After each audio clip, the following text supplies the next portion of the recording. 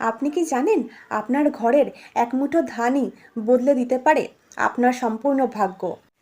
ধান শুধু খাবার নয়, আমাদের শাস্ত্র এবং লোকবিশ্বাসে ধান হচ্ছে লক্ষ্মী দেবীর প্রতীক। আজকের ভিডিওতে আমরা জানব ধান দিয়ে করা কয়েকটি গোপন সৌভাগ্য টোটকা, যেগুলি সঠিক নিয়মে পালন করলে খুলে যেতে পারে আপনার অর্থ এবং সুখের দরজা।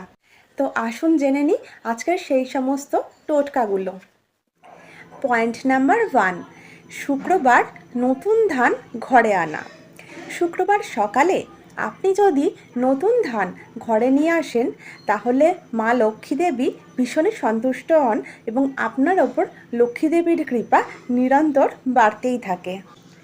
পয়েন্ট নাম্বার 2, একটি মুঠোর মধ্যে 7টি ধান নিয়ে লাল শালুর কাপড়ে বেঁধে আলমারিতে রাখুন।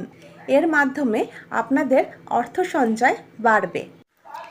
পয়েন্ট নাম্বার 3, চালের ড্রাম কখনোই খালি রাখা চলবে না।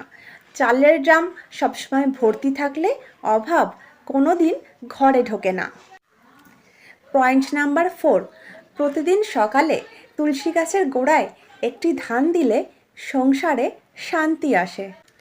বৃহস্পতিবারে আপনি যখন লক্ষ্মী পুজো করবেন, তখন পুজোর স্থানে একটা বাটিতে ভর্তি করে ধান রাখুন, এতে সৌভাগ্য স্থায়ী হয়। পূর্ণিমার রাতে একটি পাত্রে কয়েকটি ধান নিয়ে চাঁদের আলোয় রাখুন, এতে আপনার ভাগ্যের ওপরে শুভ শক্তি বৃদ্ধি পায়।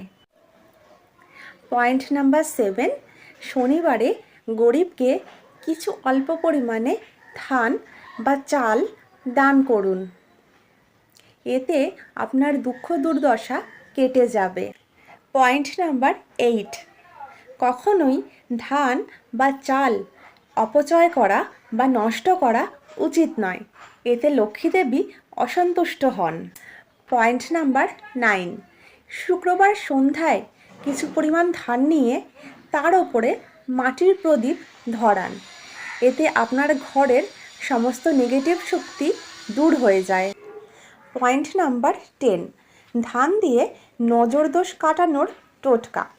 কারোর ওপরে যদি নজর দোষ লেগেছে বলে মনে হয়, তাহলে একটি মুঠোর মধ্যে সামান্য পরিমাণে ধান এবং অল্প একটু লবণ নিয়ে তার মাথার ওপরে 7 বার ঘুরিয়ে পিছন দিকে ফেলে দিন, এতে নজর দোষ দূর হয়।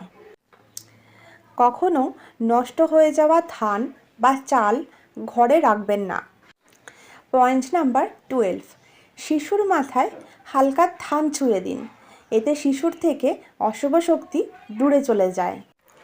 পয়েন্ট নাম্বার 13, রাতের বেলা ধান বা চাল ফেলা এড়িয়ে চলুন, এতে আপনার ঘরের অর্থ স্থায়ী হবে। পয়েন্ট নাম্বার 14, ধান গঙ্গার জলে ধুয়ে পুজোর স্থানে রাখুন, এতে পবিত্রতা বৃদ্ধি পায়।